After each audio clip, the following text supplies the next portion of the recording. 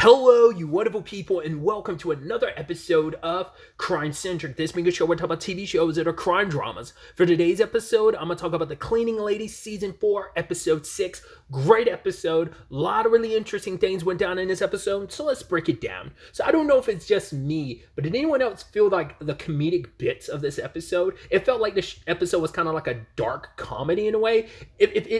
There's elements to this episode that made me feel like, if you've ever seen the show Good Girls, it feels like a situation, a scenario that would be in Good Girls, especially like Tony's side of the thing, like especially like when what's her name, Bianca is in there, and then she's got to run back to talk to Ramona, and like she's trying to panicking, and she's like, what do I do? It's like, it's so interesting. Despite all the situations we ever found Tony in, there was like the first time we've ever found her in like a very comedic situation like that. There being like such a comedy spin to it, especially because it's like, new wife, new mom, in a way, because obviously Violetta being kind of her new daughter and everything, but it's like, it's just the scenario and situation is so wild. Obviously we open with, let's kind of break the episode down. First and foremost, we open them up with them charging in because one of their places got hit by the Aryans, which is so interesting because apparently it's because Ramona was in bed with them, but now that she's out of prison, they look like they kind of saw this as an opportunity, like, oh, Sin Cara is weak because both of its leaders are out, because everyone kind of already second guessed Jorge anyway, but then you add in like Ramona's return, and it's like, oh, like, you know, they felt like this was the opportunity to strike and stuff, and so... But yeah, it's like the fact that Ramona made business deals with them, and it's like, well, the enemy of my enemy, because even Jorge didn't mess with it. He's like, I mean, the moment like he took over, he cut ties with them, because he's like, why would we do business with these people? The same very people that would hate our people, but it's kind of like, it's a necessary evil, at least from Ramona's standpoint, but it's like, yeah, they kind of have to suffer the consequences of that now that Jorge wanted to pull away from them, but it's like, why do business with someone that hates you? But it's like, hey, you take what help you can get, especially in the grand scheme of things, but nevertheless.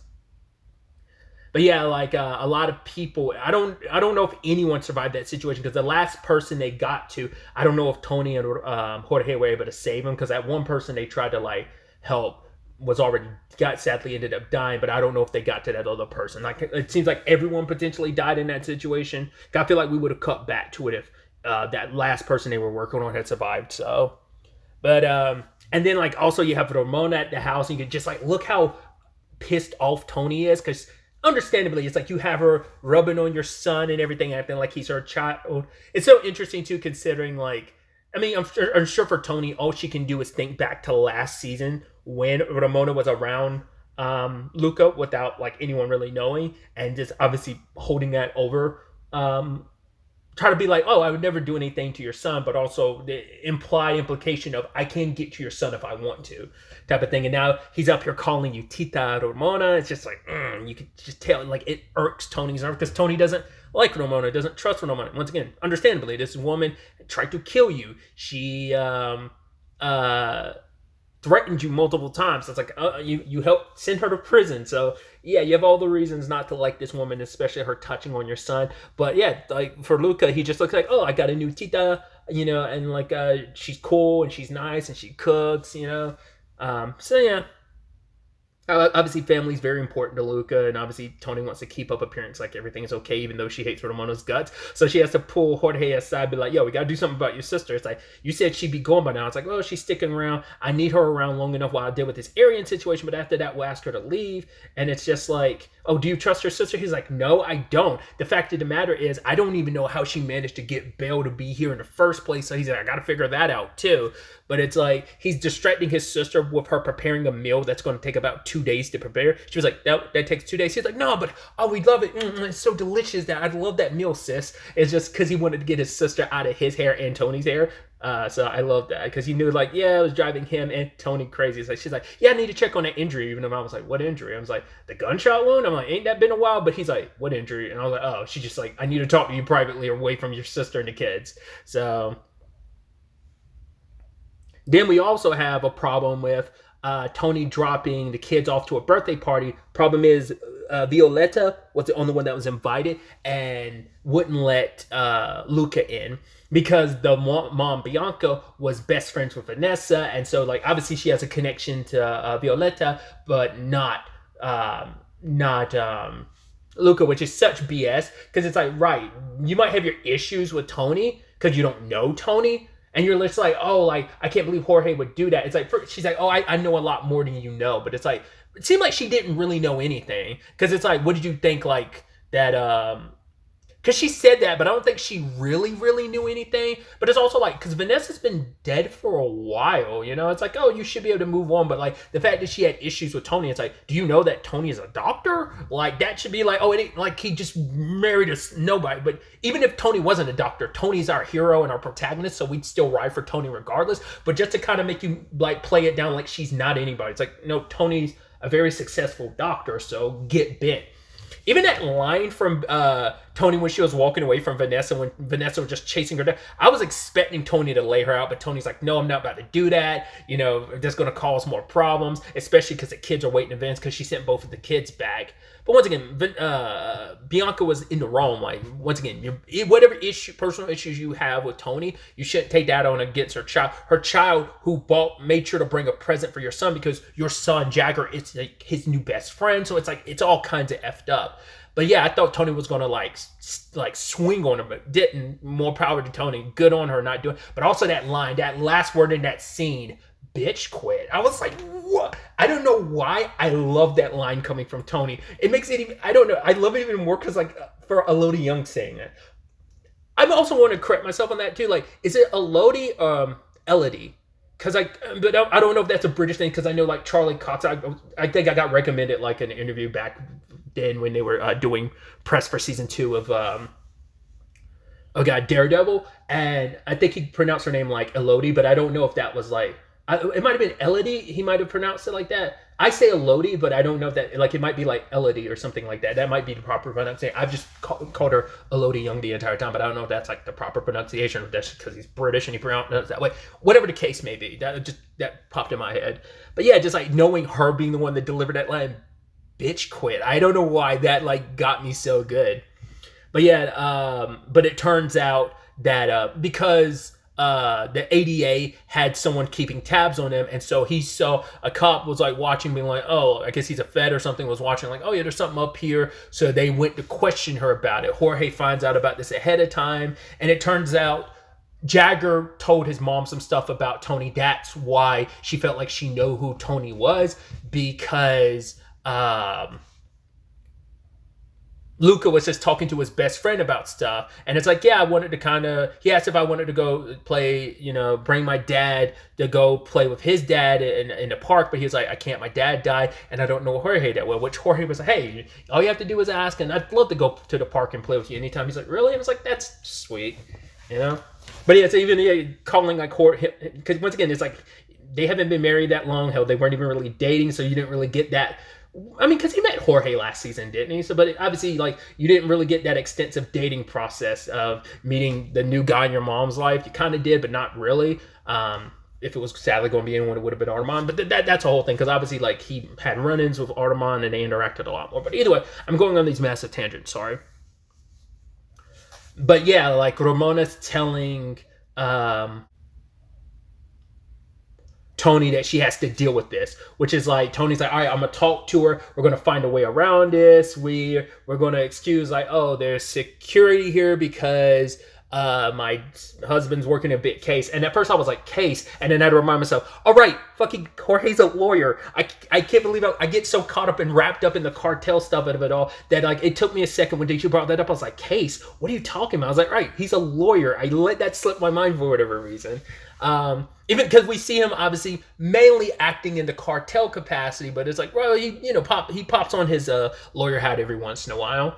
But also it's like, oh yeah, and plus there's coyotes that we have to deal with, so they're coming up with a story. But before they could really even deal with that, before Tony could really deal with it her own way, Ramona kidnapped her and ended up putting her in the garage, because Ramona's not going to handle it. It's going to be Tony, because this is Tony's issue to fix. And now Tony's like, what do you want me to do, kill her? It's like, that's going to draw a lot more attention when her mom just suddenly disappears, and it's like, what do you want me to do, stick a screwdriver in her eye? It's like, no, give her some drugs and make it like opioids are a big issue. Make her overdose, and it's going to look like an overdose. And so, it's all good. Even throwing the Rex thing in her face. So like, oh, you're a doctor. You want to you want to heal people. You want to help people. Huh? Did you help her heal or cure Rex? It's like, oh, you cured him of life.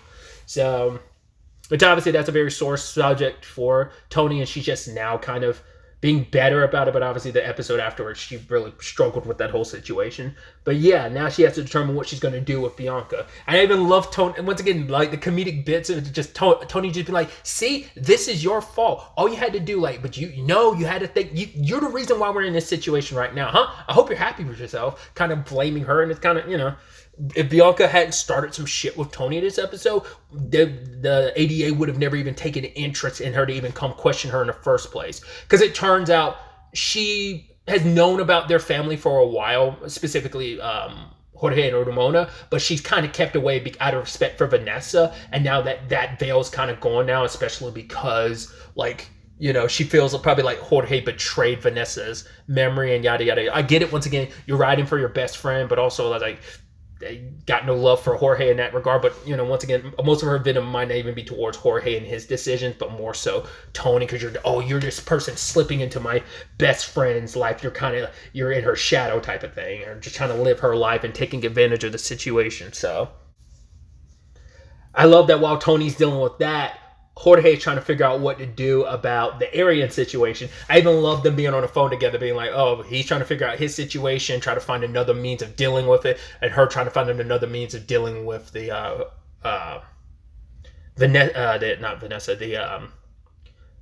Bianca of it all. And she found out something. I was so curious to see how she was going to handle it, because the next time we see her, she just injects Bianca with something, but then Home Dude takes her home and puts her in a bag. At first I was like, are you going to blackmail her, make her like pass out, be in her car? Because I was like, are you going to bring some criminal charges against her? And if you do, that makes her not a good enough witness. I didn't know how they were going to work around it. It's like, oh, Tony's going to blackmail her because Tony went through some emails on Vanessa's computer and ended up finding the back and forth. Apparently, Bianca's had a torrent of affairs, and apparently Jagger's dad, her current husband, is not Jagger's actual biological father. So it's like, not only all these affairs you had, also your husband, because it's like you wrote a book about being a great mom and stuff, so it'll destroy your business and your reputation, and it will blow up your marriage. So if you don't want that, stay out of my business, and we can keep this cool. And also, the next time a sweet boy asks her to come to a party, you're gonna let him, right? And she nods her head, and just like Tony walk away like a badass. Like I said,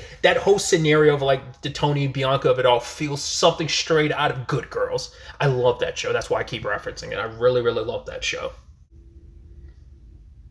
You also had the episode also balanced with Tony dealing with a patient named Wade, who is going through something. I guess it's a little similar to what Luca had. Not necessarily, but kind of ended up having to go through a similar, I think, medicational treatment, the same as Luca. And she's trying to help this guy through it, but he kind of doesn't want to take the meds. He just wants to go home. And, because it turns out he drank a lot, and he kind of spiraled out, and his wife ended up leaving him. He kind of had nothing to live for, he kind of felt like, but Tony was able to kind of talk him down about like, no, you have to kind of live. I know it's hard, but you kind of can't give up, and was there for him. Because I guess she's already kind of been through that before with the whole Rex of it all, so she's not going to be too quick to kind of let another patient go. It's just like, I know life can throw some curveballs your way, but it's like, no, you need to be here and stick it out, because I given enough time you can. Because he's like, right, I've done a lot of stuff I'm not proud of, which Tony connects with. It's like, right, she'd even had the conversation with Jorge where she was like, I don't think I'm cut out for this. He's like, no, you're doing a good job. She's like, I don't think I am, because first and foremost, she doesn't like who she's becoming, who she has to become for this situation to work out. But it's all for the benefit of, I have to do all this because I've got to make this fake marriage work out so that I'm able to protect me and my son and keep my family together without anyone else getting drawn into it. I did love partway through it, she ended up having to call Fee in so that Fee could distract the kids for a bit while she dealt with the Bianca of it all. And I love Fee with like the garage was coming up, and Violetta's like, oh, I want the scooters, and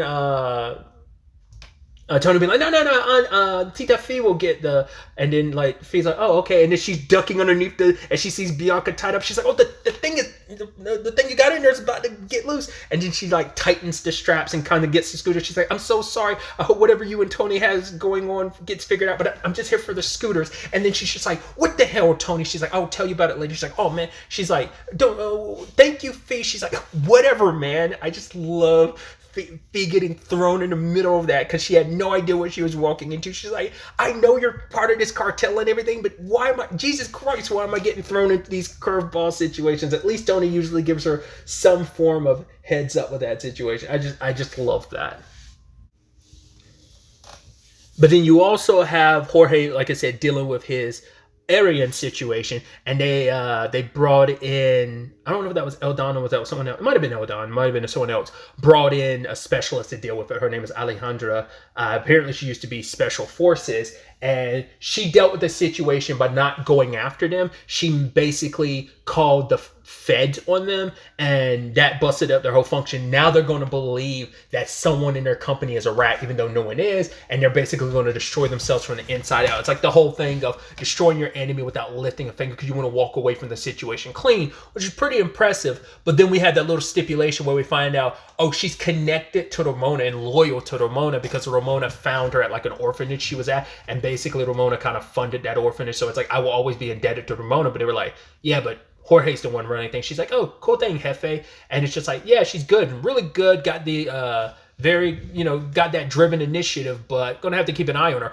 My thought was, oh, you need to get rid of her.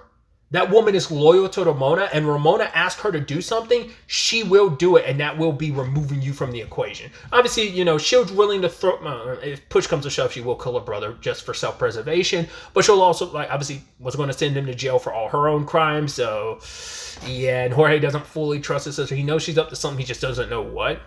Because, Tony didn't say anything when those cops came. I guess the argument could be like, well, they're grabbing her up because of like her ankle monitor. Maybe she stepped out of line. That's why I thought. But it turns out it was Hunter grabbing her up, being like, yo, you said that you were going to remove your brother from the situation, that you would be back in Sankata, leading the whole charge, and then you pass over the mining rights to me and my family. My dad's very impatient, which I was like, we haven't met the dad. Obviously, Hunter's been the spokesperson for her family with this whole situation. So Ramona was like, yo, don't threaten me. And she's like, my dad is impatient. So you got till midnight to resolve this situation or we're coming in. But Ramona didn't have an opportunity to do that because Tony nipped that in the bud. Because she was just like, yeah, I'm tired of you sticking around. Once again, she reiterated this episode, I'm not going to be controlled by anyone. So some of the dosage she gave half the dosage to Bianca. The other half was put into Ramona's glass. I thought Tony did something to the wine, but then she started drinking. I was like, oh, maybe not. But it's like, no, she put it in her glass ahead of time.